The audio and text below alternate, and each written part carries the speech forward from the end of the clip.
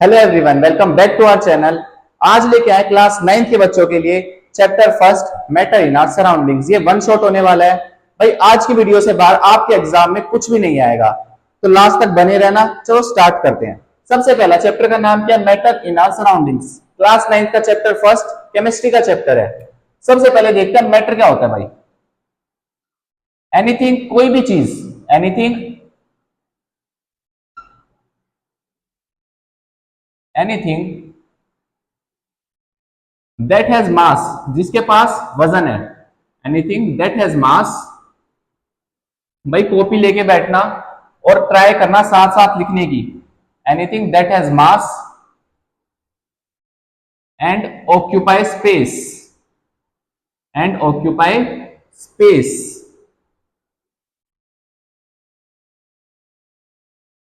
इसका मतलब क्या है भाई? मैटर होता क्या है भाई? कोई भी चीज जिसके पास मास है और वो जगह घेर लेती है उसे मैटर बोल देते हैं। फॉर एग्जांपल ये पेन, मार्कर जो भी है, ये मैटर है। हाँ मैटर है क्योंकि इसके पास वजन है और ये जगह घेरता है। तो कोई भी चीज जिसके पास मास है और वो स्पेस ऑक्यूपाई करती है उसे हम मैटर बोल देते हैं। भाई मैटर होने के लिए दो कंडीशन हमने समझी, एक तो मास होना चाहिए और वो जगह घेरना चाहिए, स्पेस ऑक्यूपाई करना चाहिए और उसके पास मास होना चाहिए। एग्जाम्पल में लिख लेते हैं। एग्जाम्पल में पेन, चेयर, टेबल, एटसेट्रा। भाई बहुत सारे एग्जाम्पल, कुछ भी एग्जाम्पल हो गया जिसके पास वजन है और वो जगह घेरता है, वो चीज मैटर हो गई। अब आगे देखते हैं, कोई ऐसी चीज हो सकती है जो नॉन मैटर हो, मतलब वो मैटर नहीं हो। नॉन मैटर, भाई कोई भी ऐसी चीज जिसके पास ना ही मास और ना ही वो स्पेस में एग्जिस्ट करती हो, क्या हो सकती है? सोचो, अगर आपको पता है तो कमेंट में आंसर करो वीडियो को पोस्ट करके। अब मैं बताता हूं नॉन मैटर क्या होता है भाई। नॉन मैटर होता है लव, हेट, फोकस। भाई ये हमारी इमोशंस हैं। क्या ये हमारी इमोशंस, क्या इनके पास मास होता है? नहीं होता। क्या स्पेस में एग्जिस्ट करते हैं? नहीं करते। तो ये क्या है? नॉन मैटर थिंग्स है। जैसे ये हमारी इमोशंस हैं। भाई साथ साथ याद करने की ट्राई करना, इस पूरी वीडियो में आपको पूरा चैप्टर याद हो जाएगा। सबसे पहले क्या पढ़ा भाई? मैटर क्या होता है? कोई भी चीज जिसके पास मास है और वो स्पेस में एग्जिस्ट करती है वो क्या होता है? मैटर। इंग्लिश में कैसे बोलेंगे? Anything that has mass and occupy space is known as matter. अब एग्जांपल क्या हो गए मैटर के? पेन, चेयर, टेबल, कुछ भी हो गया जिसके पास मास है और वो स्पेस ऑक्यूपाई करता है, वो मैटर है। अब मैंने पूछा क्या कोई ऐसी चीज है जिसके पास मास नहीं है और ना वो स्पेस में एग्जिस्ट करती? तो हाँ है। जैसे लव, हेट, वो सारी चीजों के पास मास नहीं है और ना ये स्पेस में एग्जिस्ट करती हैं। तो अभी तक हमने क्या पढ़ा? मैटर पढ़ा, नॉन मैटर पढ़ा। अब आगे देखते हैं भाई। आपको साथ साथ नोट करना है और ट्राई करना कि क्लास में आपको पूरा याद हो जाए। भैया हमने देखा मैटर क्या होता है, मैटर की डिफाइन देखिए। अब ये मैटर बना किस चीज का हुआ है? फॉर एग्जांपल मैंने बोला ये मार्कर मैटर है। मैटर है क्योंकि इसके पास मास भी और ये स्पेस में एग्जिस्ट भी करता है। अब मैं पूछता हूं ये मैटर बना किस चीज का होता है? भाई मैटर बना होता है स्मॉल पार्टिकल्स का। किसका बना होता है? Tiny particles. टाइनी मतलब बहुत छोटा, टाइनी पार्टिकल्स। इसको आपको कैसे लिखना है? Matter is made up of tiny particles, छोटे छोटे पार्टिकल्स का। भाई ये इतने छोटे होते हैं कि हम इन्हें देख भी नहीं सकते, सोच भी नहीं सकते हम इन्हें, माइक्रोस्कोप की मदद से भी हम इन्हें नहीं देख सकते। तो सोच सकते हैं कितने छोटे हैं? Very small in size. Microscope से भी नहीं देख सकते, माइक्रोस्कोप से भी हम इन्हें नहीं देख सकते। तो क्या ये पार्टिकल से बना हुआ है? बच्चा बोला बना हुआ है। क्या तुम इसमें बता सकते हो कितने पार्टिकल्स हैं? इसमें मिलियंस ऑफ पार्टिकल्स हैं। कितने पार्टिकल्स हैं? Millions of particles. तो मैटर किस चीज का बना हुआ है? पार्टिकल्स का। कितने पार्टिकल्स होते हैं? Millions of particles. हम अपनी आंखों से नहीं देख सकते। अब भाई इन टाइनी पार्टिकल्स को, छोटे छोटे पार्टिकल्स को हम एटम भी बोल देते हैं। क्या बोल देते हैं? एटम। स्मॉल टाइनी पार्टिकल्स को हम एटम भी बोल देते हैं। अब जो पार्टिकल्स हैं इनकी भाई कुछ कैरेक्टरिस्टिक्स होती हैं। जैसे पहली कैरेक्टरिस्टिक क्या होती है? Particles of matter particles of matter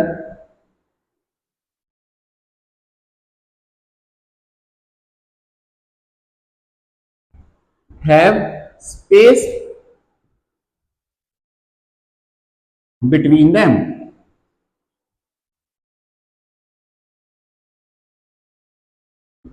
इसका कहने का मतलब क्या है, जो पार्टिकल्स ऑफ मैटर इनके बीच में स्पेस होता है। अब आप बोलो मैं कैसे मान लूं, मैं आपको प्रूफ करता हूं। मैंने क्या किया, एक ग्लास ऑफ वाटर लिया, क्या वाटर मैटर है? उसके पास मास भी है और वो स्पेस में एग्जिस्ट भी करता है, तो मैटर है।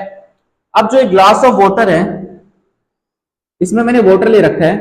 अब इसमें मैंने क्या किया, या तो शुगर डालो या सोल्ट ऐड करो। क्या करना है, शुगर डालना है या सोल्ट ऐड करना है। मैंने 1 टेबल स्पून शुगर या सॉल्ट इसमें ऐड किया। अब मैं क्या देखता हूं, जब मैं इसे मिक्स करता हूं तो जो शुगर के पार्टिकल्स है ना, मुझे दिखाई नहीं दे रहे। शुगर के पार्टिकल्स मुझे दिखाई नहीं दे रहे, तो शुगर के पार्टिकल्स गए कहां?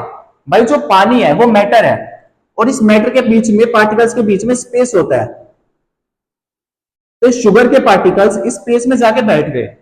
शुगर के पार्टिकल्स इस स्पेस में जाके बैठ गए। तो ये एक्टिविटी प्रूव करती है particles of matter have space between them.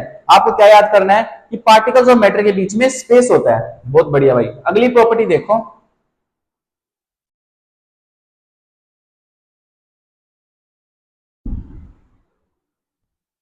Particles of matter move इन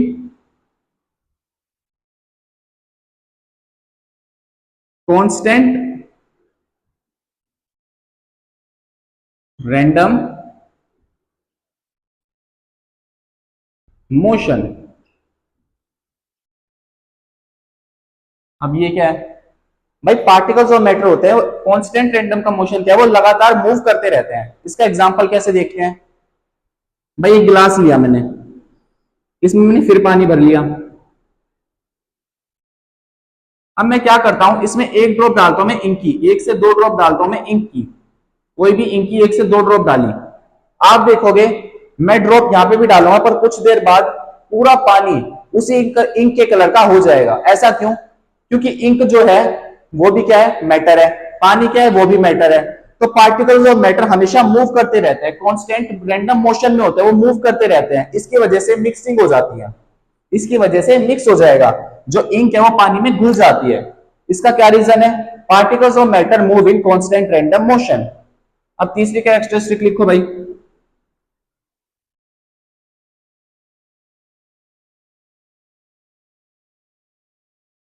भाई तीसरी कैरेक्टरिस्टिक है, जो पार्टिकल्स ऑफ मैटर होते हैं बहुत छोटे साइज के होते हैं। Particles of matter are very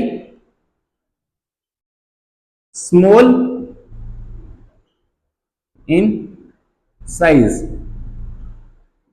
ये मैंने आपको बताया कि बहुत छोटे छोटे होते हैं, इन्हें हम माइक्रोस्कोप से भी नहीं देख सकते। तीसरे कैरेक्टरिस्टिक क्या है, particles of matter are very small in size. भाई अभी तक हमने क्या पढ़ा, मैटर क्या होता है, anything that has mass and occupy space, उसे क्या बोल देते हैं, मैटर। मैटर होने के लिए 2 कंडीशंस होनी चाहिए, पहला मास होना चाहिए, दूसरा स्पेस में ऑक्यूपाई करता, स्पेस ऑक्यूपाई करना चाहिए उसे। उसके बाद हमने क्या पढ़ा, मैटर किस चीज का बना हुआ है। भाई मैटर बना हुआ है छोटे छोटे टाइनी पार्टिकल्स का। किसका बना हुआ है भाई, छोटे छोटे टाइनी पार्टिकल्स का। इन टाइनी पार्टिकल्स को हम एटम्स भी बोल देते हैं। अब हमने क्या किया, उसके बाद हमने देखा इन पार्टिकल्स की कैरेक्टरिस्टिक क्या है। इन पार्टिकल्स की कैरेक्टरिस्टिक क्या है? पहली कैरेक्टरिस्टिक क्या देखी, particles of matter have space between them. ये हमने प्रूव कैसे किया, एक गिलास पानी लिया, चीनी डाली, उसे मिक्स किया, क्या देखते हैं, चीनी जो है पानी के मॉलिक्यूल्स के बीच में जाके बैठ गई। तो इससे क्या प्रूव होता है, particles of matter have space between them. दूसरा केस क्या किया हमने, particles of matter are very small in size. भाई ये छोटे छोटे साइज के होते हैं। तीसरी, particles of matter move in constant random motion, ये एक कांस्टेंट रैंडम मोशन में मूव करते रहते हैं। अब भाई आपने बोला ये पार्टिकल्स इतने छोटे साइज के होते हैं, हमें प्रूफ करके दिखाओ। मैंने कहा ठीक है। अब मैं फिर क्या करता हूं, मैं एक बीकर लेता हूं 100 ml का। ये मैंने एक बीकर लिया, ठीक है भाई। इसमें मैंने क्या किया, 100 ml क्लीन वाटर ले लिया। क्या किया, एक बीकर लिया, इसमें क्या किया मैंने 100 ml क्लीन वाटर ले लिया। अब इसमें मैं क्या करूंगा, 1 से 2 ग्राम, 1 से 2 ग्राम क्रिस्टल्स डालूंगा मैं।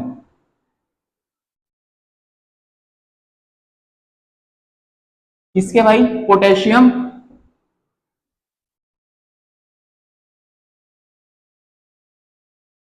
पर मैग्नेट के।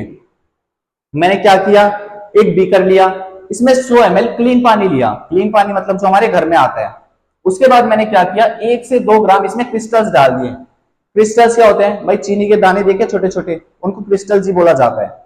क्रिस्टल्स क्या लिया, क्रिस्टल्स लिए 1 से 2 ग्राम पोटेशियम पर मैग्नेट के। इसका फॉर्मूला होता है भाई KMnO4। इसका जो कलर होता है वो पिंक होता है। क्या कलर होता है, पिंक। अब भाई क्या होगा ना, इसमें मैंने 1 से 2 ग्राम क्रिस्टल डाल दिए। अब जो पूरा सॉल्यूशन है इसका कलर पिंक हो जाएगा, इसका कलर पिंक हो जाएगा। अब मैं क्या करूंगा, इसमें से, इस पिंक कलर वाले सॉल्यूशन में से 10 ml सॉल्यूशन बाहर लूंगा। 10 ml सॉल्यूशन ले लिया, इसका कलर क्या है भाई, पिंक। ठीक है, इसे मैंने ले लिया। अब मैंने क्या किया, इस 10 ml को एक नया बीकर लिया, इस 10 ml को यहां बेटा यहां लिख देता हूं, इस 10 ml को एक नया बीकर लिया जिसमें मैंने ले रखा है 90 ml clean water. 90 ml clean water, water को बोलते हैं H2O, केमिकल फॉर्मूला होता है वाटर का H2O। क्या किया, इसमें 10 ml ये पिंक कलर का सॉल्यूशन डाल दिया, 10 ml सॉल्यूशन डाल दिया। इसका कलर क्या था, पिंक। इसका कलर क्या था, पिंक। मैं थोड़ी देर बाद नोटिस करूंगा इस पूरे बीकर में जो सॉल्यूशन है उसका कलर भी पिंक हो गया। इस पूरे बीकर में जो सॉल्यूशन है उसका कलर भी पिंक हो गया। अब फिर से मैं क्या करूंगा, इस वाले बीकर में से 10 ml सॉल्यूशन लूंगा जिसका कलर क्या है, पिंक, और नए बीकर में डाल दूंगा। नया बीकर में क्या लिया, 90 ml पानी और 10 ml सॉल्यूशन। अब मैंने फिर से क्या देखा, इसका सॉल्यूशन का भी कलर पिंक हो गया।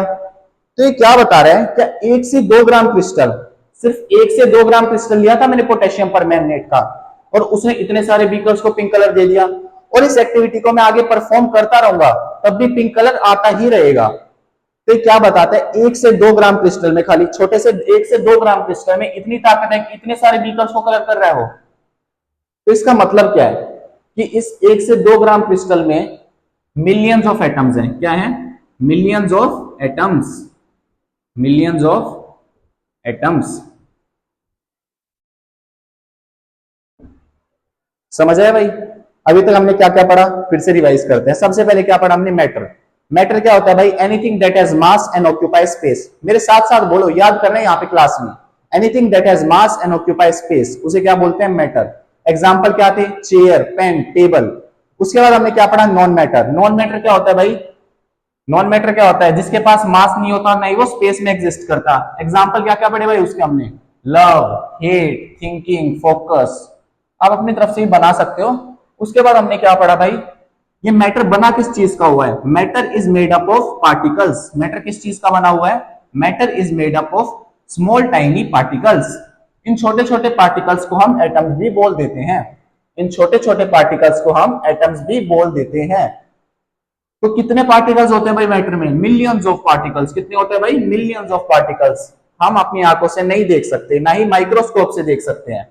उसके बाद हमने क्या किया, उसके बाद हमने एक एक्टिविटी प्रूफ की कि पार्टिकल्स जो होते हैं वो मिलियंस में होते हैं। हमने क्या किया, एक बीकर लिया, कितने का, 100 ml, जिसमें पानी लिया हमने। क्या लिया, 100 ml वाटर, क्लीन वाटर। इसमें क्या किया, 1 से 2 ग्राम क्रिस्टल डाल दिए। 1 से 2 ग्राम क्रिस्टल डाल दिए किसके, KMNO, KM KMNO4 के। इसे क्या बोलते हैं भाई, पोटेशियम पर मैग्नेट। इसका कलर क्या होता है भाई, पिंक। थोड़ी देर बाद देखा जो सॉल्यूशन है पिंक कलर का हो गया, सॉल्यूशन जो है पिंक कलर का हो गया। इस सॉल्यूशन में से 10 ml बाहर निकाला पिंक कलर वाला, और 90 ml क्लीन वाटर में डाल दिया। 90 ml क्लीन वाटर में डाल दिया। अब मैंने क्या देखा, इसका भी कलर पिंक हो गया।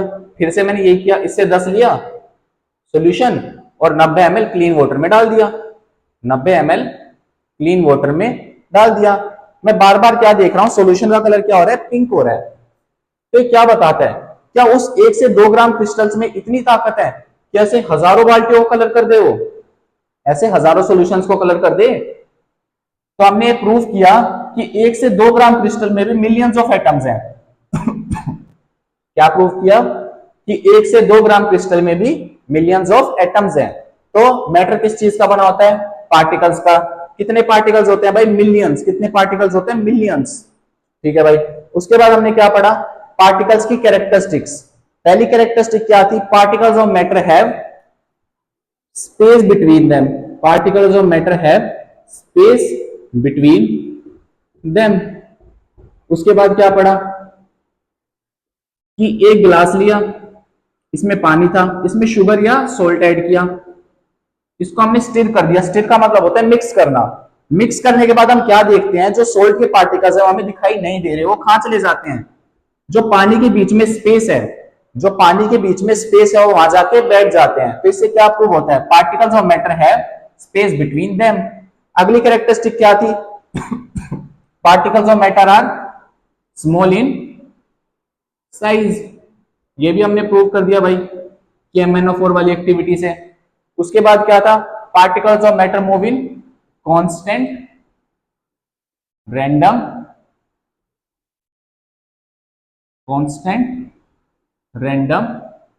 Motion. Particles of matter move in constant random motion. ये भाई कैरेक्टरिस्टिक थी। अभी तक हमने ये सारी चीजें पढ़ी। अब आगे बढ़ते हैं भाई। अगला टॉपिक है डिफ्यूजन। अगला टॉपिक क्या है, डिफ्यूजन। इसको कैसे समझ सकते हैं भाई, जो परफ्यूम होता है, देखो आप कभी देखना, आपके अगर किसी में साइड ने, आप कहीं जाके बैठे हो और आपके किसी ने आसपास परफ्यूम लगा रखा है, तो आप उसे स्मेल कर सकते हो भाई, क्यों, ये डिफ्यूजन की मदद से। अगला टॉपिक क्या है भाई,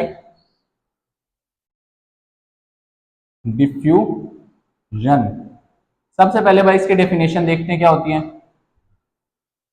स्पॉन्टेनियस, स्पॉन्टेनियस, स्पॉन्टेनियस का मतलब होता है अचानक, अचानक। Spontaneous intermixing, spontaneous, spontaneous intermixing, spontaneous intermixing of two substance, दो सब्सटेंस की स्पॉन्टेनियस इंटरमिक्सिंग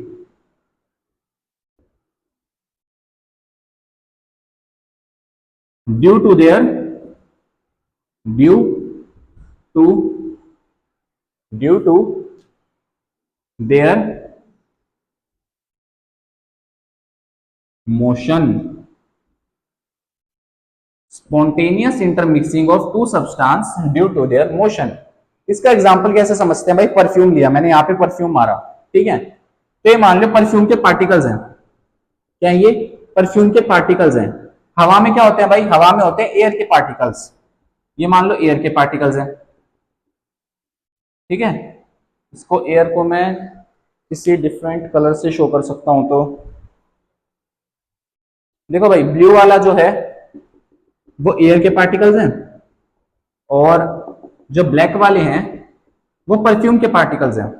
अब क्या होता है भाई, हवा में इनकी मिक्सिंग हो जाती है, क्या हो जाती है, इंटरमिक्सिंग हो जाती है। तो ये इससे जाके मिल जाते हैं और ये इससे जाके मिल जाते हैं। ये समझाने के लिए एग्जांपल है आपका, स्पॉन्टेनियस इंटरमिक्सिंग, मिक्सिंग, अचानक से मिक्सिंग हो जाती है टू सब्सटेंस। कौन कौन से, एक एयर है और एक परफ्यूम के particles of two substance due to their motion. Motion क्या है भाई, ये मूव कर रहे हैं, एयर भी मूव कर रही है और ये भी मूव कर रहे हैं, ये आपस में मिक्स हो जाते हैं। इसकी वजह से परफ्यूम की खुशबू हमारी नाक तक आ सकती है। तो इसका एग्जाम्पल क्या लिख सकते हैं हम, इसका हम एग्जाम्पल लिख सकते हैं,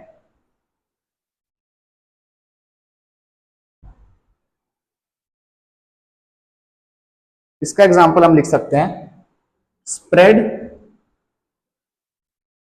of perfume in a room.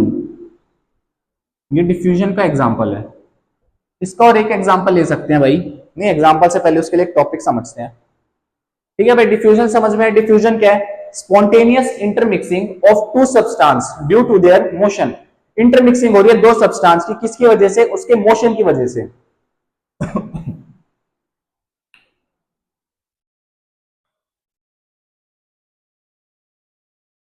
Spontaneous intermixing of two substance due to their motion, इसे क्या बोलते हैं भाई? डिफ्यूजन बोलते हैं।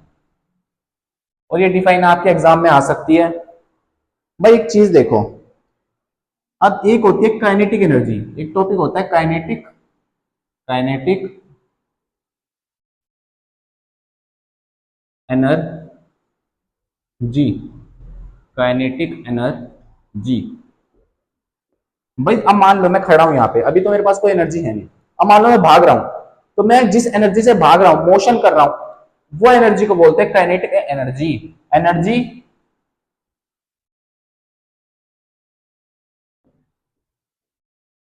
Poses by motion, energy possess by motion. जिस एनर्जी से मैं चल रहा हूं, दौड़ रहा हूं, भाग रहा हूं, उस एनर्जी को क्या बोलते हैं भाई? हम काइनेटिक एनर्जी। जिस एनर्जी से मैं भाग रहा हूं, दौड़ रहा हूं, चल रहा हूं, उसको क्या बोलते हैं भाई? Kinetic energy. Energy possess by motion. जब भी हम मोशन में होते हैं, हमारे पास कौन सी एनर्जी होती है? Kinetic energy. अब एक चीज देखो भाई, अब मैं क्या कहता हूं? टेम्परेचर ज्यादा है, टेम्परेचर मतलब तापमान ज्यादा है, टेम्परेचर ज्यादा, तो हमेशा याद रखना काइनेटिक एनर्जी ज्यादा। टेम्परेचर ज्यादा तो काइनेटिक एनर्जी ज्यादा। अब क्या है? प्रूव करो।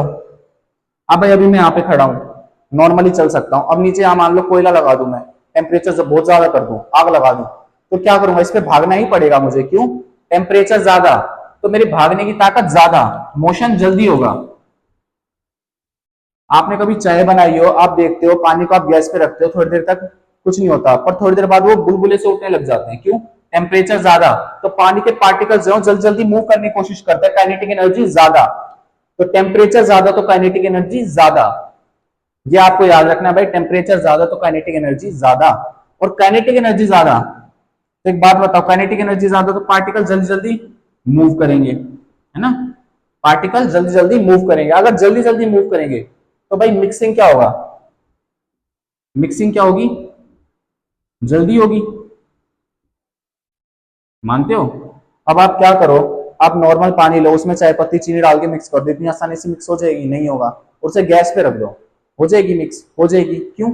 टेम्परेचर ज्यादा, काइनेटिक एनर्जी ज्यादा। काइनेटिक एनर्जी ज्यादा का मतलब पार्टिकल जल्दी जल्दी मूव करेंगे, और जल्दी जल्दी मूव करेंगे इसका मतलब मिक्सिंग जल्दी होगी। और भाई मिक्सिंग जल्दी होगी तो इस प्रोसेस को हम क्या बोलते हैं? डिफ्यूजन। जब भी दो सब्सटेंस आपस में मिक्स होते हैं, इस प्रोसेस को हम बोलते हैं डिफ्यूजन। तो डिफ्यूजन ज्यादा जल्दी होगा, तो टेम्परेचर ज्यादा होगा तो काइनेटिक एनर्जी ज्यादा होगी। काइनेटिक एनर्जी ज्यादा होगी तो जल्दी जल्दी पार्टिकल्स मूव करेंगे, पार्टिकल जल्दी जल्दी मूव करेंगे तो मिक्सिंग ज्यादा जल्दी होगी, और इस फिनोमिनन का बोलते हैं डिफ्यूजन। इसी की वजह से जो गर्म खाना है उसकी स्मेल आपको जल्दी आती है इन कंपेरेटिव टू ठंडा खाना। क्यों? गर्म खाने का टेम्परेचर क्या होता है? ज्यादा होता है। टेम्परेचर ज्यादा होने का मतलब उसकी काइनेटिक एनर्जी ज्यादा है, उसके पार्टिकल्स दूर तक मूव कर रहे हैं, उसका डिफ्यूजन ज्यादा है। तो रेट ऑफ डिफ्यूजन की वजह से, rate of diffusion, rate of diffusion का मतलब क्या है? रेट ऑफ डिफ्यूजन, इसका मतलब क्या है? जो रेट है डिफ्यूजन का, वो गर्म खाने में, हॉट फूड में ज्यादा है, हॉट फूड में वो ज्यादा है in comparative to cold food. Cold food में वो कम है। इसकी वजह से जो गर्म खाना है उसकी खुशबू आपको जल्दी आ जाती है, पर ठंडे खाने की खुशबू आपको जल्दी नहीं आ पाती। अब भाई नोट्स जो है, मैं एक नीचे टेलीग्राम चैनल डाल दूंगा, अगर आपको चाहिए होंगे तो आप वहां से ले लेना। हैंड रिटन नोट्स है वो। बस यहाँ पे आपको क्या करना है? जल्दी जल्दी लिखना है, साथ साथ जो भी समझ आ रहा है वो लिखना है साथ साथ, कि आपको रिवाइज हो जाए, और जब आप दोबारा इसे पढ़ो तो आपको एक बारी में याद हो जाए। तो अभी हमने डिफ्यूजन पढ़ा, हमने मैटर पढ़ा, नॉन मैटर पढ़ा। मैटर किसका बना होता है? पार्टिकल्स का। उसकी हमने कैरेक्टरिस्टिक पढ़ी। अब अगला टॉपिक डालते हैं, states of matter. States of matter, states of matter, states of matter. भाई कितनी स्टेट्स होती है मैटर की? आपके एनसीईआरटी की बुक में 3 स्टेट्स लिखी हुई है, कौन कौन सी? सॉलिड,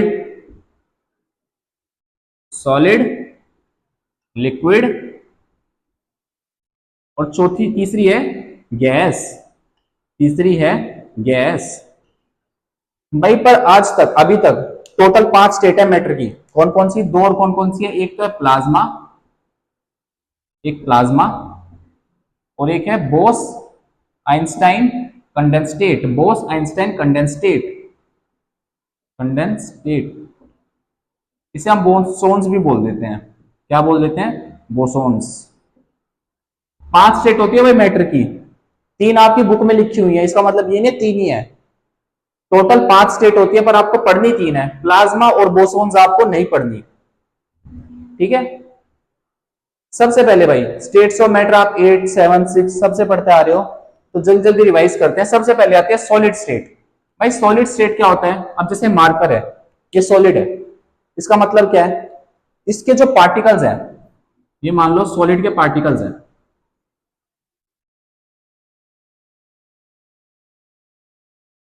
भाई ये क्या है? देखो दिख रहा हो आपको, ये बहुत ज्यादा टाइटली पैक है। क्या है ये? टाइटली पैक है। क्या है ये? टाइट, टाइटली पैक्ड, बहुत ज्यादा टाइटली पैक्ड है, बहुत ज्यादा पास पास है। देखो पास पास होने का मतलब क्या है? इन दो पार्टिकल के बीच का डिस्टेंस कम है, पार्टिकल्स के बीच का डिस्टेंस कम है, इसको क्या बोलते हैं भाई? Inter molecular space. Intermolecular space, space कितना है भाई? कम कम है, इंटरमोलिकुलर स्पेस लेस। देखो बहुत पास पास है, मान लो ये और ये पास पास है ना, तो जो स्पेस है वो कम है, इंटरमोलिकुलर स्पेस लेस। अब भाई स्पेस लेस है, स्पेस लेस है, पर आप बता सकते हो फोर्स क्या होगी मॉलिक्यूल्स के बीच में? अब देखो ये कितने पास पास है, तो फोर्स क्या है? ज्यादा है, तो intermolecular force, inter molecular force भाई ये हाई है। इंटरमोलिकुलर फोर्स क्या है? हाई है, क्योंकि बहुत पास पास है, ये बहुत पास पास है, तो फोर्स क्या है? बहुत ज्यादा है। उसके बाद भाई काइनेटिक एनर्जी क्या होगी इसकी? सॉलिड है, काइनेटिक एनर्जी मैंने बताया था, कितनी तेज वो भाग सकता है, घूम सकता है, तो काइनेटिक एनर्जी वो होती है। अब ये बताओ, ये जो पार्टिकल है ये वाला, मान लो ये दौड़ सकता है खुल के?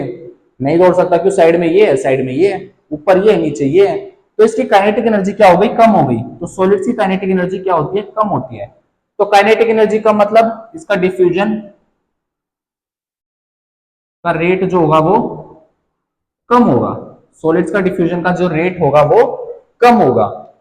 भाई इतने ही पॉइंट पढ़ने हैं आपको, अभी फिलहाल रिवीजन के पर्पस के हिसाब से वीडियो बनाई गई है, और इससे बाहर क्वेश्चन नहीं आएगा।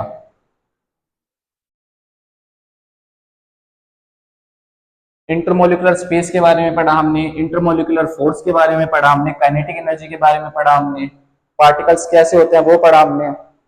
अब देखते हैं भाई लिक्विड के बारे में। लिक्विड के पार्टिकल्स थोड़े थोड़े दूर होते हैं, लिक्विड के पार्टिकल्स थोड़े थोड़े दूर होते हैं, लिक्विड के पार्टिकल्स थोड़े थोड़े दूर होते हैं, तो लिक्विड के पार्टिकल्स टाइटली पैक नहीं होते, not tightly, not tightly packed. भाई ये टाइटली पैक नहीं है। अब ये बताओ इनके बीच का डिस्टेंस क्या है? इनके बीच में तो डिस्टेंस है, तो इनके बीच में इंटरमोलिकुलर स्पेस, इंटरमोलिकुलर स्पेस ज्यादा होता है, किससे? हायर देन सॉलिड, सॉलिड से ज्यादा इंटरमोलिकुलर स्पेस है इनके बीच में। देखो सॉलिड के कैसे बनाए थे मैंने,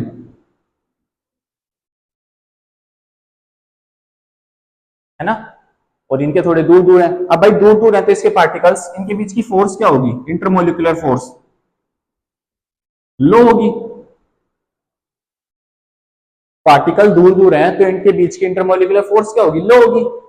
देखो ये दूर है, ये भी दूर है, फोर्स थोड़ी कम है, फोर्स कम है तो क्या इसकी काइनेटिक एनर्जी क्या होगी भाई?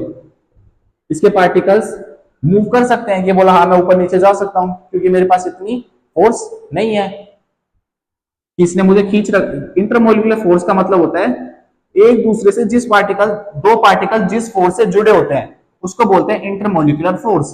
फोर्स कम है तो इतनी फोर्स कम है, इसका मतलब इतनी स्ट्रॉन्ग फोर्स इनके बीच में नहीं है, तो इसकी काइनेटिक एनर्जी क्या है? ज्यादा है। काइनेटिक एनर्जी ज्यादा का मतलब ये पार्टिकल्स मूव कर सकते हैं higher than solids. Kinetic energy ज्यादा है किससे? सॉलिड से। ठीक है भाई, ये टाइटली पैक नहीं है, इनके बीच में इंटरमोलिकुलर स्पेस हायर है सॉलिड से, इंटरमोलिकुलर फोर्स लो है और काइनेटिक एनर्जी ज्यादा है। अब देखते हैं भाई गैसेस का।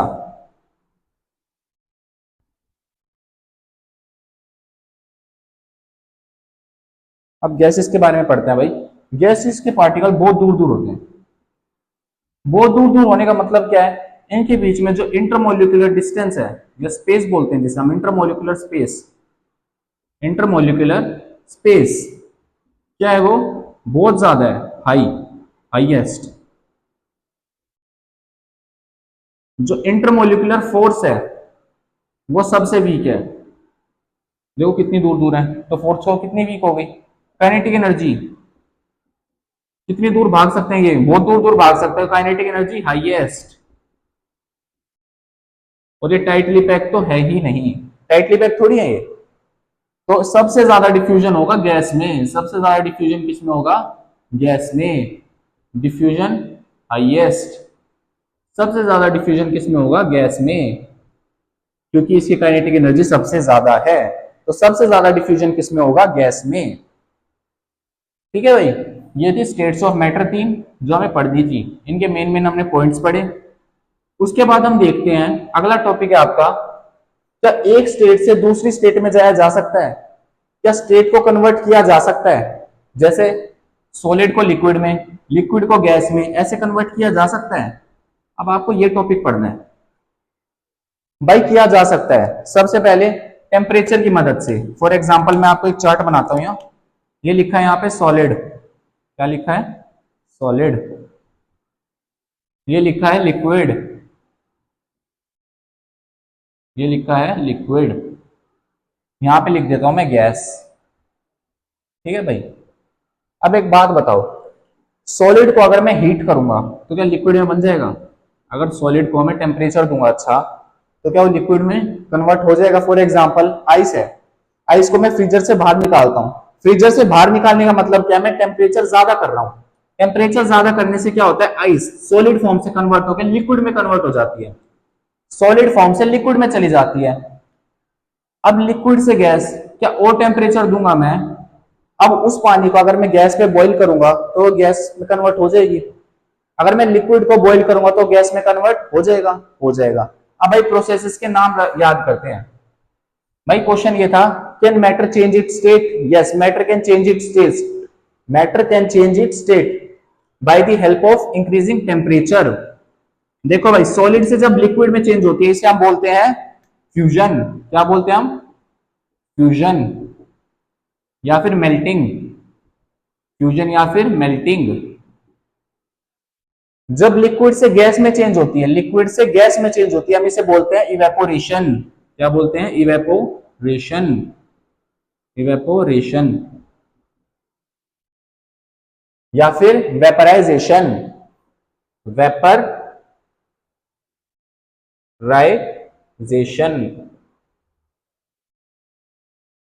उसके बाद जब गैस को सॉलिड में कन्वर्ट करते हैं, गैस को सॉलिड में कन्वर्ट करते हैं, इसको बोलते हैं हम डिपोजिशन। डिपोजिशन, इस प्रोसेस को क्या बोलते हैं हम? डिपोजिशन। जब भी सॉलिड को गैस में कन्वर्ट करते हैं इसको बोलते हैं sublimation. Sublimation.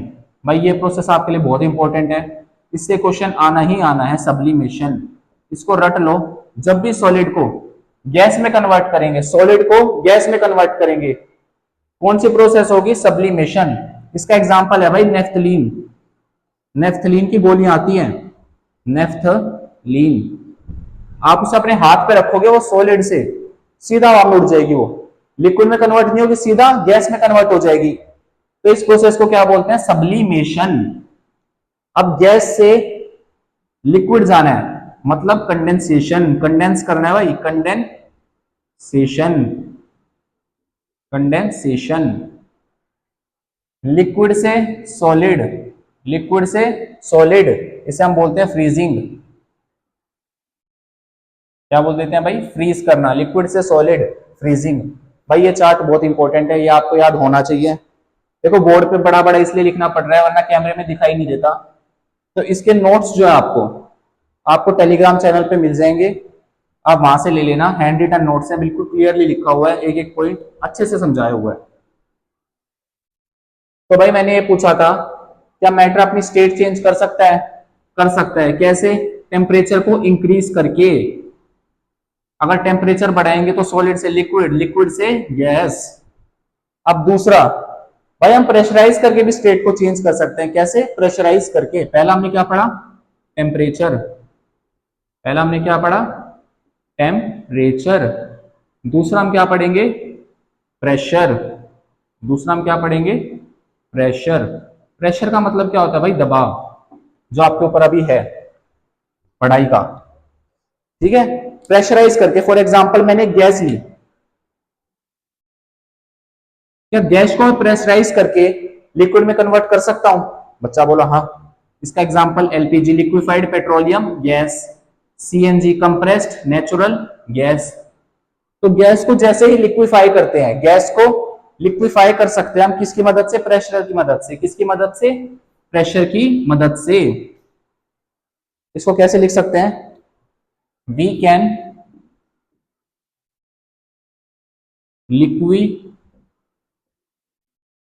Liquefy gas with the help of pressure। या ऐसे भी लिख सकते हैं, gases when pressurized will convert into liquid। we can liquefy gas with the help of pressure। जैसे जैसे प्रेशर लगाएंगे गैस क्या होने लग जाएगी भाई? लिक्विफाई होने लग जाएगी। तो हमने स्टेट ऑफ मैटर का कन्वर्जन पढ़ा कि सॉलिड से लिक्विड को क्या बोलते हैं भाई? Fusion, melting. लिक्विड से गैस को क्या बोलते हैं भाई? वेपराइजेशन और इवेपोरेशन। सॉलिड से गैस को क्या बोलते हैं? सब्लिमेशन। गैस से सॉलिड को क्या बोलते हैं? डिपोजिशन। लिक्विड से वो सॉरी गैस से लिक्विड को क्या बोलते हैं भाई? कंडेंसेशन। लिक्विड से सॉलिड को फ्रीजिंग। लिक्विड से सॉलिड को फ्रीजिंग। भाई हमने ये पढ़ा। अब हमें पढ़ना है लेटेंट हीट। अगला टॉपिक है आपका लेटेंट हीट। भाई लेटेंट का मतलब होता है छिपी हुई। लेटेंट का मतलब क्या होता है? छिपा हुआ। लेटेंट का मतलब होता है छिपा हुआ, हिडन, हिडन हीट। भाई लेटेंट हीट का सीधा सा मतलब ये है, फॉर एग्जांपल मान लो मैं सॉलिड को लिक्विड में कन्वर्ट कर रहा हूं। भाई स्टेट चेंज हो रही है, स्टेट चेंज हो रही है ना, सॉलिड से लिक्विड हो गई, पर टेम्परेचर मान लो यहाँ 100 डिग्री सेल्सियस है, तो ये भी 100 डिग्री सेल्सियस ही रहेगा। इतनी हीट चाहिए जो खाली स्टेट को चेंज कर दे, टेम्परेचर को चेंज ना करे। स्टेट चेंज हो जाए, टेम्परेचर चेंज नहीं होना चाहिए। लेटेंट हीट का सीधा सा एग्जांपल ये है, मतलब ये है कि स्टेट चेंज हो जाए बट टेम्परेचर चेंज नहीं होना चाहिए। भाई इसकी डिफाइन क्या होती है? Amount of heat, amount of heat, amount of heat required to change the state without changing temperature. State change हो जाए भाई, टेम्परेचर चेंज नहीं होना चाहिए। स्टेट चेंज हो जाए पर टेम्परेचर चेंज नहीं होना चाहिए। ये होती है लेटेंट हीट। भाई लेटेंट हीट होती है दो टाइप की, amount of heat required. To change the state without changing temperature. State change हो जाएगी पर टेम्परेचर चेंज नहीं होगा। ठीक है भाई। लेटेंट हीट होती है दो टाइप की, लेटेंट हीट होती है दो टाइप की, लेटेंट हीट है भाई दो टाइप की। पहली लेटेंट हीट ऑफ फ्यूजन। भाई फ्यूजन मैंने क्या बताया था, सॉलिड से लिक्विड। फ्यूजन क्या बताया था, सॉलिड से लिक्विड। भाई इसकी डिफाइन क्या होगी, amount of heat required, amount of heat required, amount of heat required to change, amount of heat required to change. अब ये ध्यान रखना भाई, 1 kilo, 1 kilo 1 kg of solid to liquid, amount of heat required to change 1 kg of solid to liquid at atmospheric pressure, at atmospheric pressure,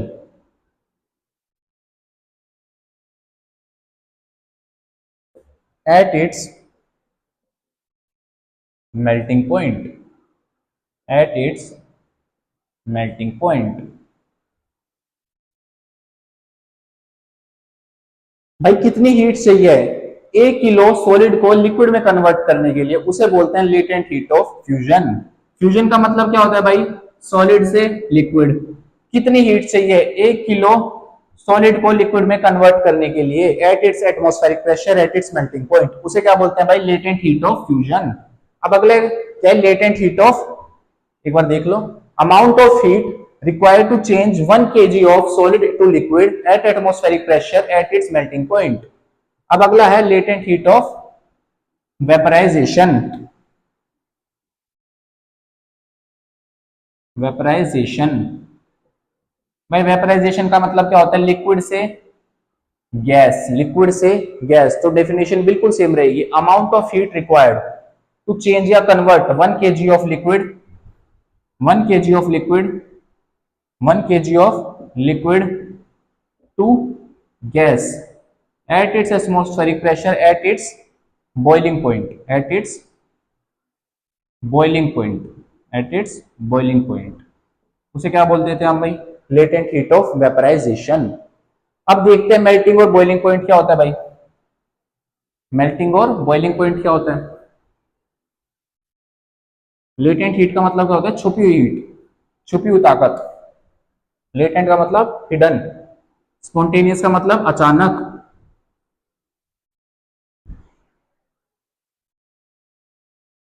अब देखते हैं भाई, दो टर्म्स पढ़ी हमने यहाँ पे, एक तो पढ़ा हमने सॉरी मेल्टिंग पॉइंट,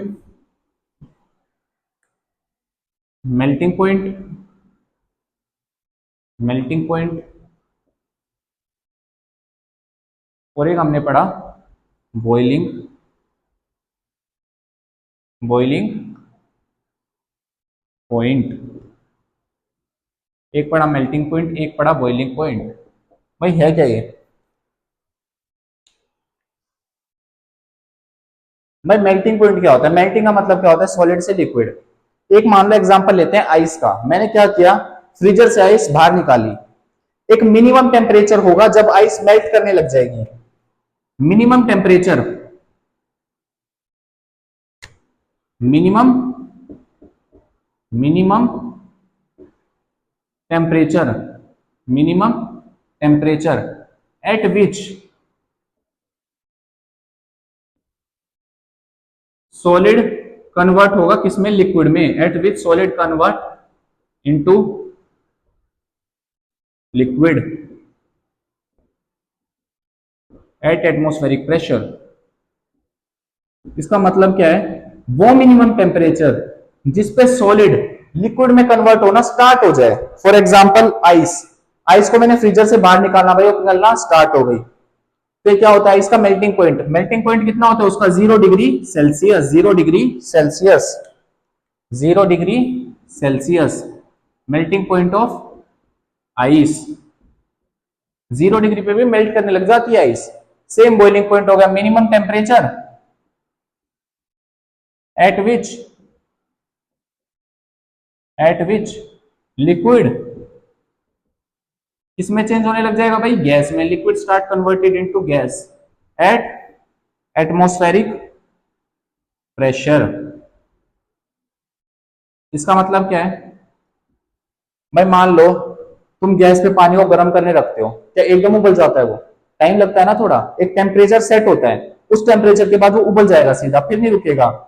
वो मिनिमम टेम्परेचर को हम बॉइलिंग पॉइंट बोलते हैं, उस मिनिमम टेम्परेचर को बॉइलिंग पॉइंट बोलते हैं। सेम डिफाइन है, बस यहाँ पे लिक्विड से गैस हो गया, यहाँ पे सॉलिड से लिक्विड हो गया। मेल्टिंग का मतलब क्या होता है, सॉलिड से लिक्विड। बॉइलिंग का मतलब क्या होता है, लिक्विड से गैस। बॉइलिंग होता है लिक्विड के लिए, बॉइलिंग वर्ड यूज होती है लिक्विड के लिए, मानते हो ना? चाहे मतलब पानी को जब बॉइल करते हो, तो भाई पानी का बॉइलिंग पॉइंट कितना होता है, 100 degree Celsius. 100 degree Celsius, 100 degree Celsius पे पानी बॉईल करने लग जाता है। 100 degree Celsius, 100 degree Celsius. Melting point क्या होता है, minimum temperature at which solid convert into liquid at atmospheric pressure. Boiling point क्या होता है, minimum temperature at which liquid start converted into gas at atmospheric pressure. ये हमने पढ़ा, melting point, boiling point, latent heat, diffusion, state of matter, matter, non matter, characteristics of matter. भाई अब last topic आ जाता है इवेपोरेशन। कौन सा topic आ जाता है, evaporation.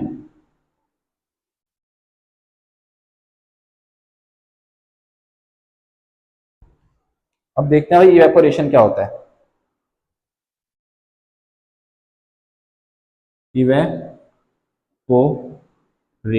Evaporation, process of, it is the process of change of liquid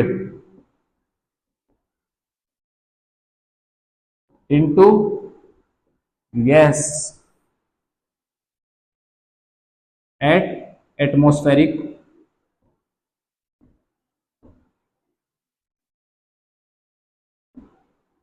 pressure. इसका मतलब क्या है भाई, जब भी लिक्विड गैस में कन्वर्ट होता है एटमॉस्फेरिक प्रेशर पे, इसे हम बोल देते हैं इवेपोरेशन। क्या बोल देते हैं, इवेपोरेशन। भाई इवेपोरेशन के 4 फैक्टर्स होते हैं जो अफेक्ट करते हैं इवेपोरेशन को। Factors affecting evaporation, factors affecting evaporation. सबसे पहला फैक्टर भाई टेम्परेचर। टेम्परेचर,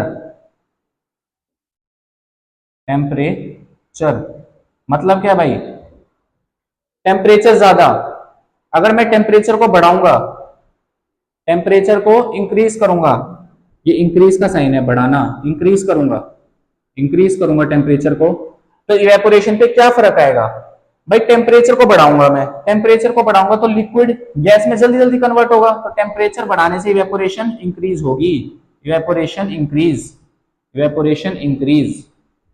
भाई डायरेक्टली प्रोपोर्शनल का साइन होता है, इसका मतलब है अगर टेम्परेचर को मैं बढ़ाऊंगा तो इवेपोरेशन इंक्रीज होगी। इसका एग्जांपल लेते हैं भाई। फॉर एग्जांपल आपने कपड़े धो के सुखाए, आपने कपड़े धो के सुखाए, अगर टेम्परेचर ज्यादा होगा, गर्मी ज्यादा होगी तो कपड़े जल्दी सूखेंगे, है ना? अगर टेम्परेचर ज्यादा तो इवेपोरेशन ज्यादा, इवेपोरेशन ज्यादा तो कपड़े जल्दी सूख गए। इवेपोरेशन का मतलब क्या है, लिक्विड से गैस में कन्वर्ट होना।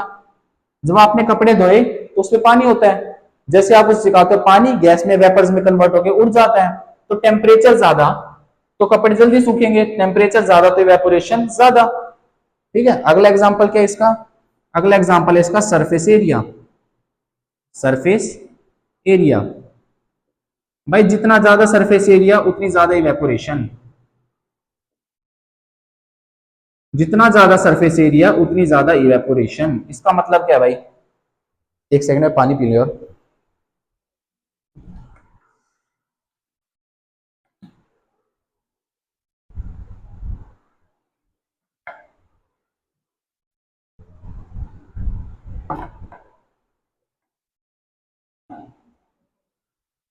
इसका सिंपल सा ये मतलब है, कि अगर सरफेस एरिया ज्यादा होगा तो इवेपोरेशन ज्यादा होगी। सरफेस एरिया का मतलब, फॉर एग्जाम्पल मैंने कपड़े धोए और ऐसे उन्हें गोच पोच करके नीचे डाल दिया तो जल्दी सूखेंगे नहीं। और उसे अगर मैंने सरफेस एरिया बढ़ाया, अच्छे से खोला और फिर एक तार पे अच्छे से सुखाया तो जल्दी सूख जाएंगे। तो अगर मैं सरफेस एरिया को बढ़ा दूंगा तो इवेपोरेशन इंक्रीज हो जाएगी। तो surface area increase, evaporation increase. तीसरा फैक्टर क्या है भाई? तीसरा फैक्टर होगा इसका विंड स्पीड। विंड स्पीड का मतलब हवा चलना। भाई जितनी तेज हवा चलेगी कपड़े उतने जल्दी सूखते हैं, मानते हो? तो जितनी ज्यादा विंड स्पीड उतना ज्यादा evaporation.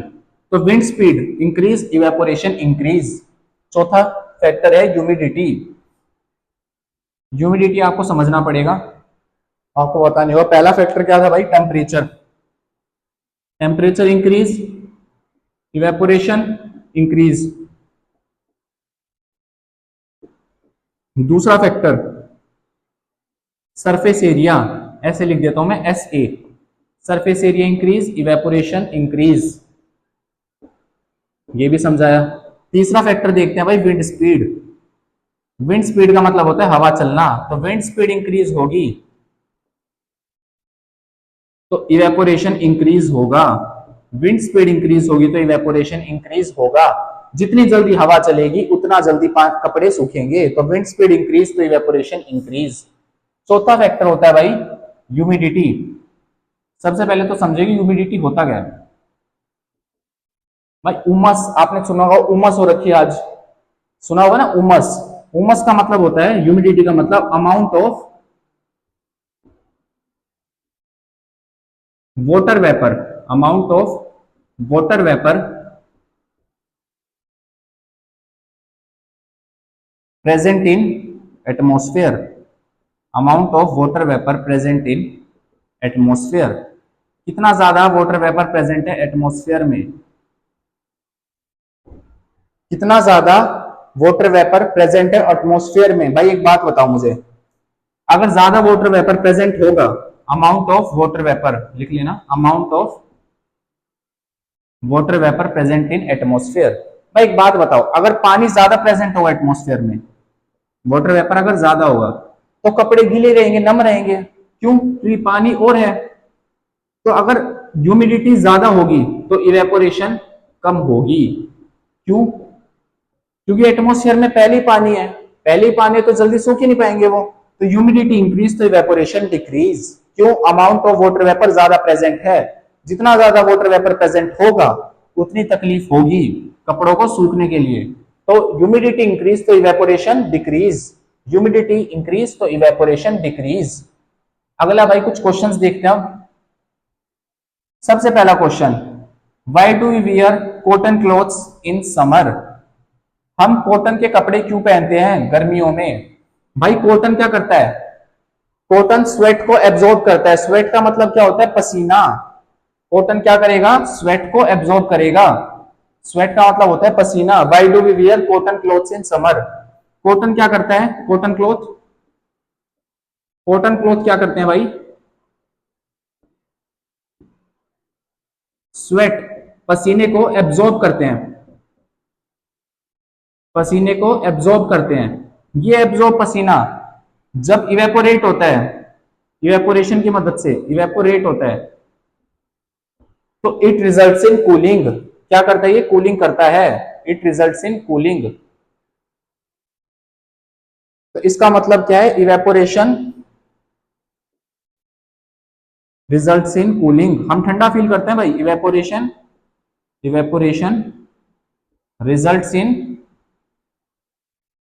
Evaporation results in cooling, evaporation results in cooling. Cotton cloth क्या करते हैं भाई? पसीने को सोखते हैं। पसीने को सोखने के बाद जब पसीना इवेपोरेट होता है तो हमें ठंडक मिलती है। ठीक है भाई? तो कॉटन क्लॉथ स्वेट को एब्जॉर्ब करते हैं। जब वो स्वेट इवेपोरेट होता है तो हम क्या मिलती है? ठंडक। Evaporation results in cooling. अगला है, why do we see water droplets on earthen pot? भाई जो मटका होता है, अर्दन पोट बोलते हैं, मटका, अर्दन पोट। भाई इसमें ना मटके में छोटे छोटे पोर्स होते हैं, टाइनी पोर्स।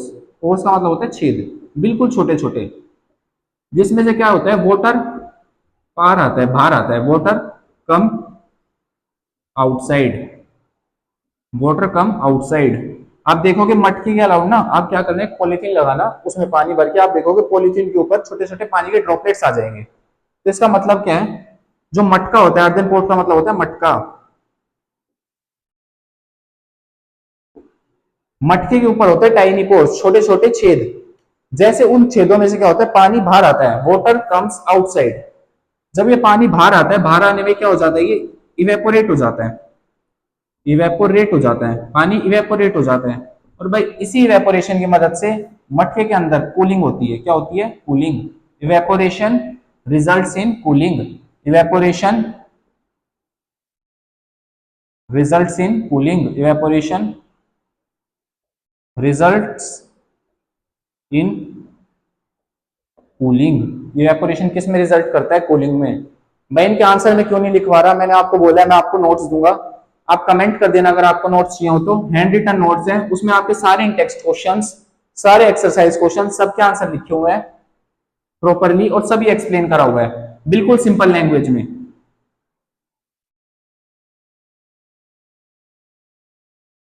अगला है भाई, आप देखते होंगे कभी आपने एक ठंडे पानी का ग्लास निकाला और आपने उसे टेबल पे रख दिया, ठीक है, बिल्कुल ठंडा पानी, आपने उसे क्या किया, टेबल पे रख दिया। आप देखोगे थोड़े टाइम बाद टेबल पे भी पानी पानी हो जाएगा, टेबल पे भी पानी पानी होने लग जाएगा, गीली गीली हो जाएगी वो टेबल। क्यों भाई, जो ठंडा पानी है वो क्या करेगा, ग्लास को ठंडा कर देगा। ठीक है, मैंने आपको बताया, मान लो ग्लास है, इसने से ठंडा कर दिया यहाँ से। अब मैंने आपको बताया था जो एटमोस्फियर में है वाटर वेपर प्रेजेंट है, तो जो वाटर वेपर है ये इस ग्लास के कांटेक्ट में आएंगे। ग्लास के कांटेक्ट में आने से क्या होगा, ये किस फॉर्म में प्रेजेंट है, गैस की फॉर्म में प्रेजेंट है। ये कंडेंस होने लग जाएंगे। कंडेंस होने का मतलब क्या है, ये लिक्विड में कन्वर्ट होने लग जाएंगे, इसमें कन्वर्ट होने लग जाएंगे लिक्विड में। इसकी वजह से जो पानी है ये यहाँ पे होने लग जाएगा। ठीक है, तो भाई इतना ही था ये चैप्टर, और भी दो चार क्वेश्चंस होंगे आपके, तो वो आपको पीडीएफ में मिल जाएंगे। तो वीडियो को लाइक करना, कमेंट करना, इससे बाहर पेपर नहीं आएगा, इतना ही आएगा, इससे बाहर पेपर नहीं आएगा। सो वीडियो को लाइक करना, कमेंट करना, शेयर करना। Thank you.